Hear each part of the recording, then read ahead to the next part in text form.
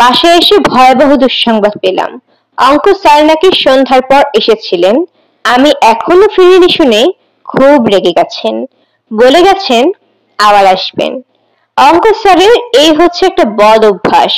হঠাৎ হঠাৎ সন্ধ্যার পর পর ছাত্রদের বাড়িতে গিয়ে উপস্থিত হন। বাজখাই গলায় বলেন, কি পড়াশোনা হচ্ছে কেমন দেখি, পাটিগণিত টান তো। আমাদের বাড়িটা বেশ অদ্ভুত। এই বাড়িতে দুই দল মানুষ থাকে, বড় আর ছোট দল। ম্যাট্রিক ক্লাসের নিচে যারা, তারা সবাই ছোট, আর ম্যাট্রিক ক্লাসের উপরে হলেই বড়। যত যন্ত্রণা ছোটদের। সন্ধ্যা হতে না হতেই তাদের পড়তে বসতে হবে। পড়তে হবে চেঁচিয়ে, যাতে সবাই শুনতে পায়। পড়ার সময় বড়রা কেউ না কেউ থাকবে। এদের একটা মাত্র কাজ, একটু পরপর ধমক দেয়া। এ বাড়িতে ছোটদের মধ্যে আছে আমি এবং আমার দুই ছোট ভাই। এরা বেশি ছোট। একজন পড়ে ক্লাস 2-তে, অন্যজন সরেও সরেয়া করে আর বইয়ের পাতা ছেড়ে। বড়দের দলে আছে বাবা, মা, আমার বড় চাচা এবং বড় চাচার মেয়ে অরু আপা। অরু আপা কিছুদিন আগেও ছোটদের দলে ছিল। ম্যাট্রিক পাশ করায় এখন তিনি বড়দের দলে চলে গেছেন।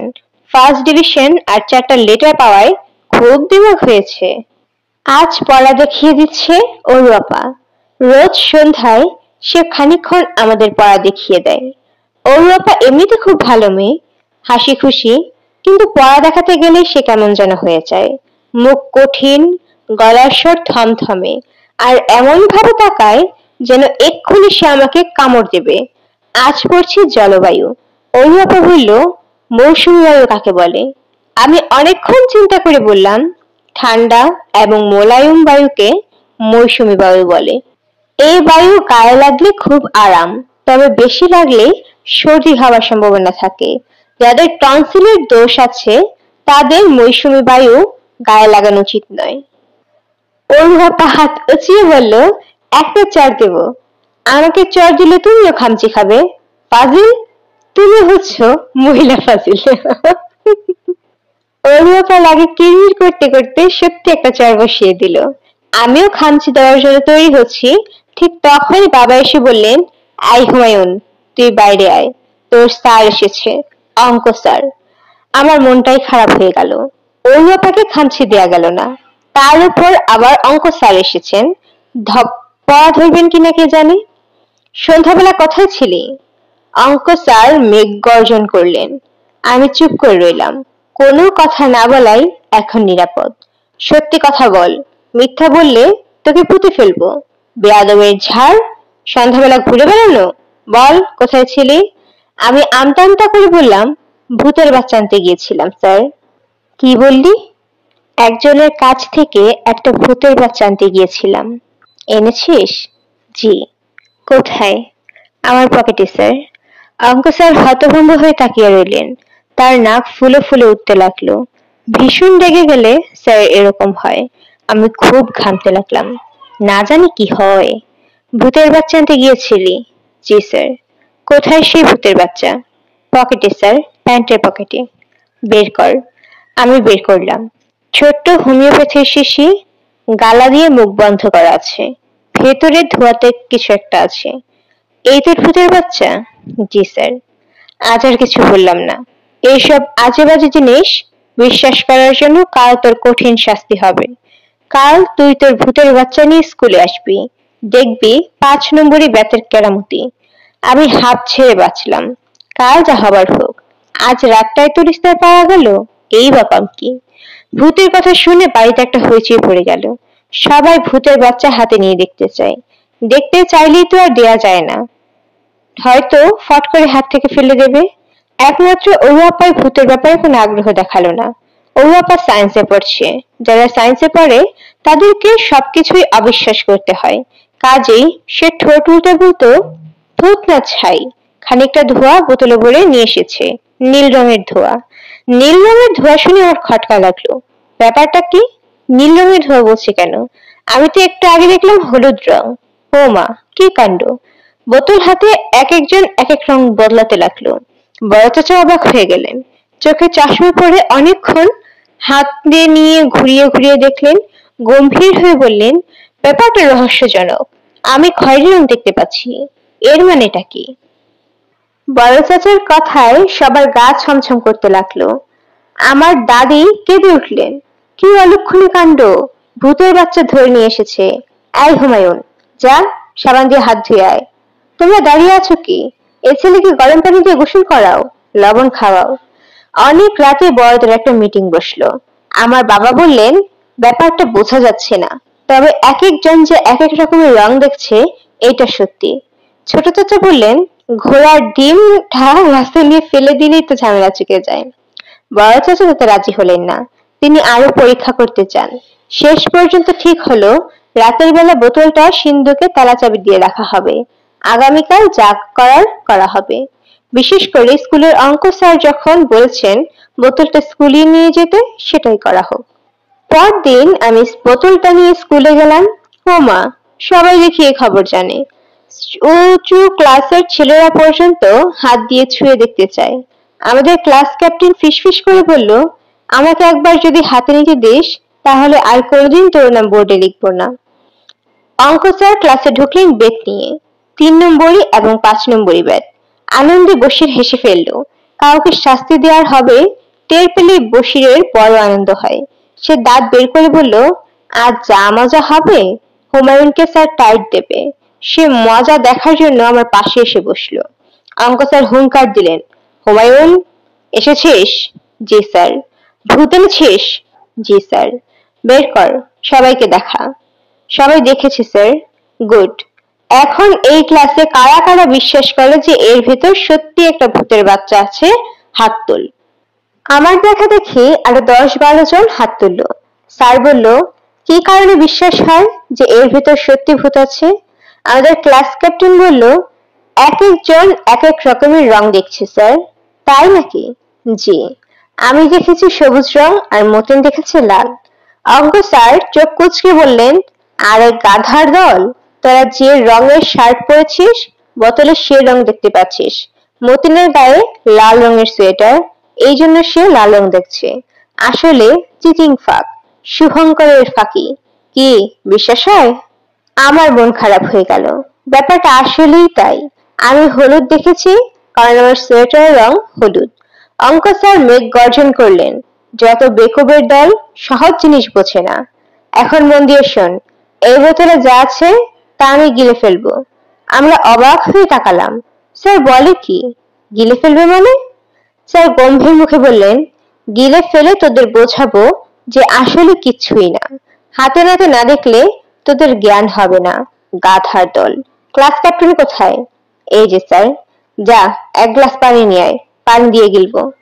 ক্লাস ক্যাপ্টেন ছুটে গেল পানি আনতে। বসির বলল, হুমায়ুনকে শাস্তি দেবেন না স্যার? ওর শাস্তি পাওয়া দরকার, সবাইকে বোকা বানিয়েছে। হবে, শাস্তি হবে। আগে ভূতটা গিলে ফেলি, তারপর শাস্তি। পানি এসে গেল। অঙ্ক স্যার ছোট্ট একটা বক্তৃতা দিলেন। দেশটা কুসংস্কারে ডুবে আছে। একজন হোমিওপ্যাথির শিশিতে ভূতের বাচ্চা ভরে নিয়েছে সে, অন্য সবাই তাই বিশ্বাস করছে। ছি ছি। বলতে বলতে স্যার বোতলের মুখ খুলে নিজের মুখের উপরে ধরলেন, 1 গ্লাস পানি দিয়ে খেয়ে ফেললেন। গিলে ফেললাম বলে তিনি সাথে সাথে গিলে ফেললেন। হলো এখন ভূতের বাচ্চা হজম? স্যার একটা তৃপ্তির ঢেকুর তুললেন। আমরা সবাই অবাক হয়ে স্যারের দিকে তাকিয়ে আছি। স্যার কি একটা বলতে গিয়ে থেমে গেলেন এবং আবার একটি ঢেকুর তুললেন, তারপর আবার একটি। আমার মনে হলো স্যার কেমন যেন বিমর্ষ হয়ে পড়েছেন। খানিকক্ষণ পেটে হাত বোলালেন, বোতলটা শুকে দেখলেন এবং আবারও বেশ বড় রকমের একটা ঢেকুর তুললেন। মনে হলো তিনি কেমন যেন হতভম্ব হয়ে পড়েছেন। বশির বলল, স্যার হুমায়ুনের শাস্তি দিলেন না?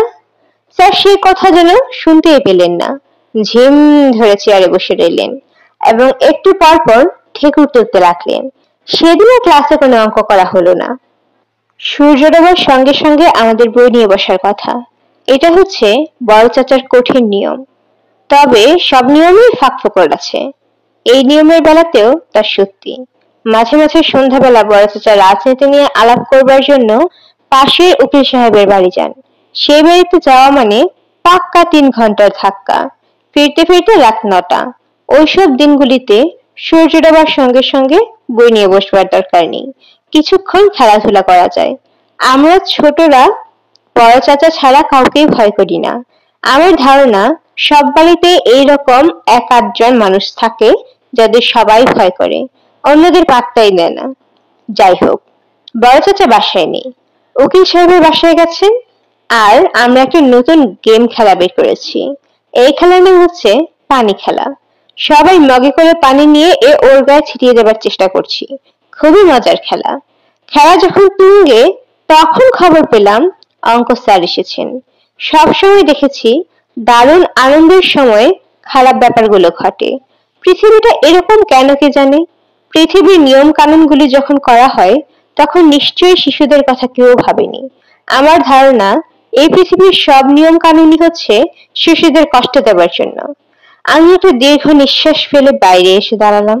অঙ্ক স্যার বললেন, কি করছিলি? আমি অন্যদিকে তাকিয়ে বললাম, পড়ছিলাম স্যার।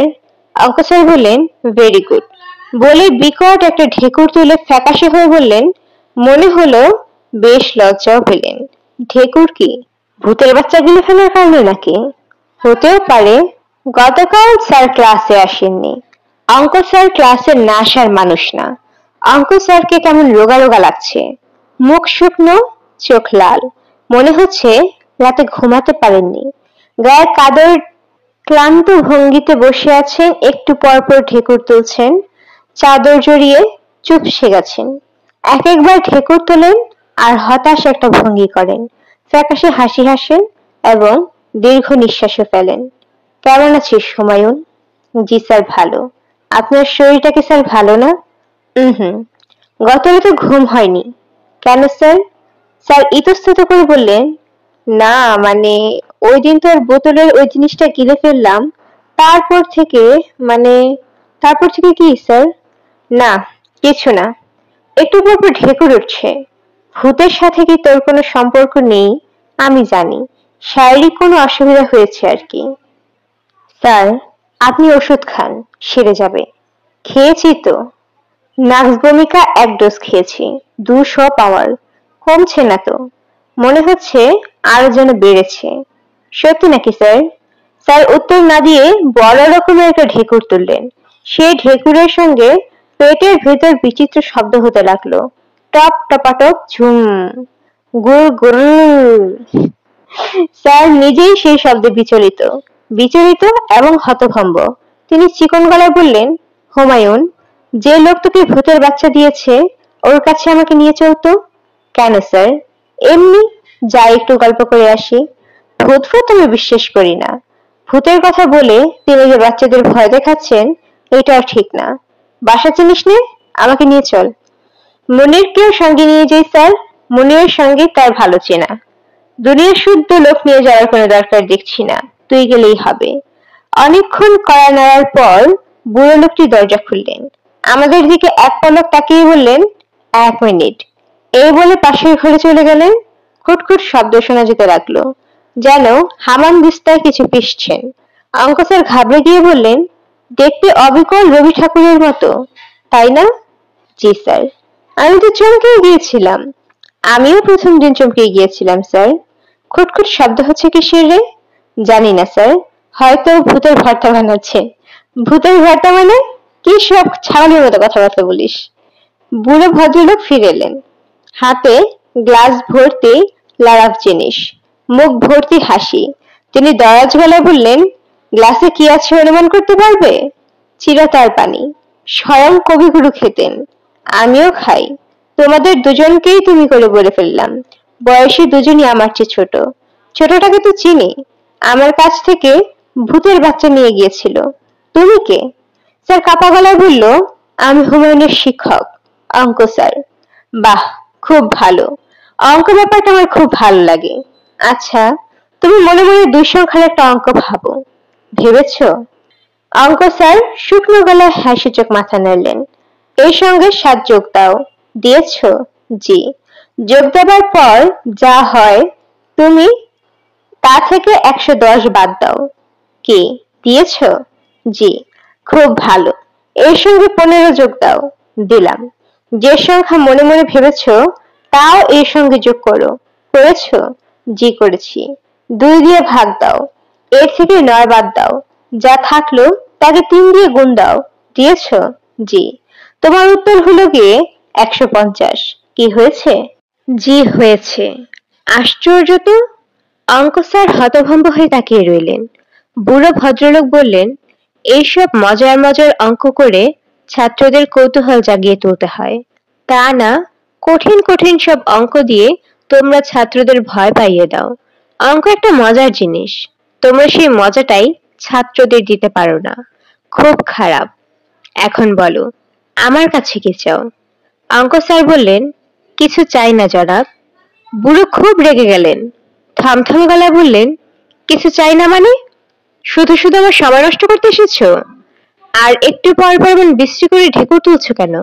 কি হয়েছে? অঙ্ক স্যারের মুখটা কেমন কালো হয়ে গেল। আমার দিকে একবার করুণ চোখে তাকিয়ে মাথা চুলকাতে লাগলেন। আমি বললাম, আপনি যে আমাকে ভূতের বাচ্চাটা দিয়েছিলেন, অঙ্ক স্যার সেটা গিলে ফেলেছেন। তারপর থেকে শুধু ঢেকুর তুলছে। স্যারের বড় কষ্ট। বুড়ো অবাক হয়ে বলল, ভূতের বাচ্চা গিললে কেন? ভূত কি কোনো খাদ্যদ্রব্য? বলো, এটা কি কোনো মজাদার কিছু? স্যার আমতা আমতা করছেন, জবাব দিচ্ছেন না। কি চুপ করে আছো কেন? জবাব দাও, ভূতের বাচ্চা গিলে খেলে কেন? ভূত বলে যে কিছু নেই, এটা ছাত্রদের বোঝাবার জন্য। কিছু যদি না থাকে তাহলে তোমার পেটের ভিতরে যে জিনিসটা গজগজ করছে সেটা কি? বলো, সেটা কি? না মানে অসুখ বিসুখ কিছু হয়েছে বোধ হয়। অসুখ বিসুখ কিছু না, ভূতের বাচ্চা হজম হচ্ছে না। দাঁড়াও, দেখি কি করা যায়। নাকের ফুটো দিয়ে বের করে দিচ্ছি। সময় লাগবে, চট করে হবে না। 50টা বৈঠক দিতে হবে। 3 সের গরম পানি খেতে হবে। মুরগির পালক দিয়ে নাকে সুড়সুড়ি দিতে হবে। তখন খুব হাঁচতে থাকবে। সেই হাঁচির সঙ্গে ভূত বেরিয়ে আসবে। অনেক যন্ত্রণা। আমরা দুজন বাসায় ফিরে চলেছি। বুড়ো ভদ্রলোক ভূতের বাচ্চাটা বের করে আবার বোতলে ভরে আমাকে দিয়ে দিয়েছেন। অঙ্ক স্যারের ঢেকুর তোলা বন্ধ হয়েছে, তবে তিনি খুব গম্ভীর। একবার শুধু বললেন, ব্যাপারটা কিচ্ছু বুঝতে পারছি না। আমি বললাম, তাহলে কি স্যার ভূত আছে? আরে না, ভূত আবার কি? ওই বুড়ো আমাদেরকে বোকা বানিয়েছে। বেটা মনে হচ্ছে বিরাট ফাজিল। কিন্তু স্যার, আপনার ঢেকুর তো বন্ধ হয়ে গেছে। স্যার কিছু বললেন না। তাকে খুব চিন্তিত মনে হলো, যেন কিছুতেই হিসাব মেলাতে পারছেন না। জ্যৈষ্ঠ মাসের শুরুতে এক দারুণ ব্যাপার ঘটল। 9, 10 ছেলেরা মিলে ঠিক করলো, আম কাঁঠালের ছুটি খানিকটা এগিয়ে দেবার জন্য হেড স্যারের কাছে দরবার করবে। দরবারটা যাতে জোরালো হয় সেজন্যেই সব ক্লাস থেকে 2 জন করে যাবে। যে 2 জন যাবে তারা যেন অবশ্যই খুব ভালো ছাত্র হয়। ফার্স্ট সেকেন্ড হওয়া ছেলে হলে ভালো।